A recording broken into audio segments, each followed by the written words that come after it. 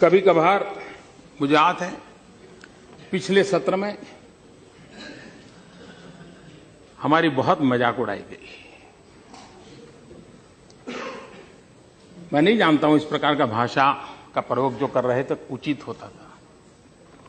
यहां तक कह दिया कि आपको वीजा दे रहे हैं पार्लियामेंट में आने का। इस प्रकार का प्रयोग करने वाले लोगों को मैं और तो कुछ कहता नहीं हूं, लेकिन मैं इतना कहता हूं, अंतर्राष्ट्रीय स्थानों पर कुछ काम निर्धारित होते हैं जिसको करने पड़ते हैं। उन मीटिंगों में पहले के प्रधानमंत्रियों को भी जाना पड़ता था, इस प्रधानमंत्री को जाना पड़ता है, और भविष्य में जो आएगा उसको भी जाना पड़ेगा। लेकिन वही एक मजाक का विषय बन जाए कि हमारी राजनीति इतनी नीचे आ गई है कि हम कोई ऐसी बातों की चर्चा कर रहे हैं कि आपके पास मेरी आलोचना करने के लिए और कोई मुद्दे नहीं बचे। लेकिन मैं कहना चाहता हूं, अगर आपको देश की इतनी चिंता थी तो आप इस देश का प्रधानमंत्री विदेश गया तो कितना समय कहां बिताया, कभी उसकी भी तो जांच कर लेते, कभी उसकी भी तो इंक्वायरी कर लेते। मैं आज कहना चाहता हूं जी, मैं जापान गया तो जापान मेरे कार्यक्रम में मैंने एक कार्यक्रम क्या जोड़ा, मैं वहां एक नोबेल लॉरिएट साइंटिस्ट याकामाहा को मिलने गया। क्यों? फोटो निकलवाने के लिए। मैं इसलिए किया गया कि उन्होंने स्टेम सेल के अंदर जो रिसर्च की है, मैंने जितना पढ़ा था तो मेरे मन में आया था शायद इनकी एक खोज हमारे काम आ सकती है क्या। क्योंकि मैं जानता हूं मेरे देश के आदिवासी, उन आदिवासियों को परंपरागत रूप से सिकल सेल की भयंकर बीमारी से जूझना पड़ रहा है, और सिकल सेल की बीमारी कैंसर से भी भयंकर होती है। जिन्होंने सिकल सेल की बीमारी वालों के विषय में पूछा है तो पता चलेगा ये कितनी पीड़ादायक होती है और पीढ़ी दर पीढ़ी चलती है। अभी तक उसकी कोई दवाई नहीं मिली है। एक आशा लगी है कि स्टेम सेल के द्वारा सिकल सेल की बीमारी से मुक्ति हो जाए। हम गए तो वहां गए, उनसे चर्चा की, और बेंगलोर के हमारे साइंस इंस्टीट्यूट के साथ आज उस दिशा में हमारा काम हो रहा है कि स्टेम सेल्स के द्वारा हमारे युवा साइंटिस्ट कुछ खोज करें। मेरे आदिवासी भाइयों को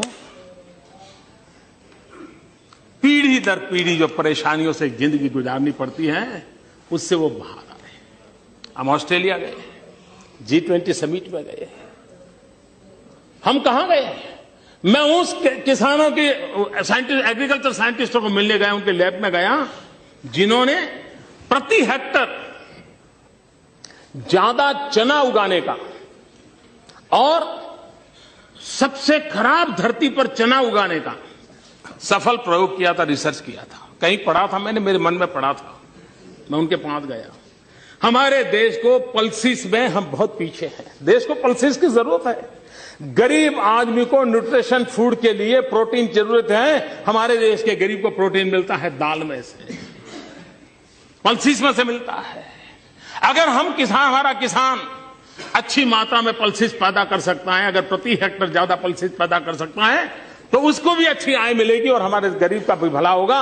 और इसलिए मैं उन साइंटिस्ट को पास जाकर के घंटे बिताए समझने के लिए कि बताइए मेरे देश के किसानों को ज्यादा पल्सिस पैदा करने के लिए क्या रास्ता हो सकता है, ज्यादा चना पैदा करने के लिए क्या रास्ता हो सकता है, हरड़ अरहर पैदा करने के लिए क्या रास्ता हो सकता है, उसके लिए मैंने समय बिताया।